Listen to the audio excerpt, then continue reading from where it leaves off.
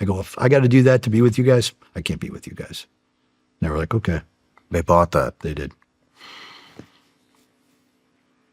That's surprising. It is.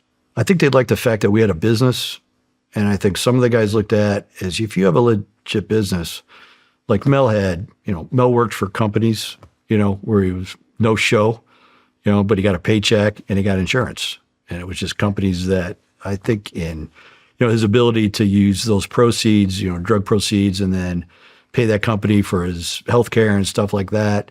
So they looked at our having a business, what they thought was a legitimate business, and the CI did have, the informant had a legitimate business. They kind of looked at that as probably a plus. On a sub-level, we'll be able to leverage that, at the end of this when we get our full patch. So they kind of looked at us like that, where, yeah, okay.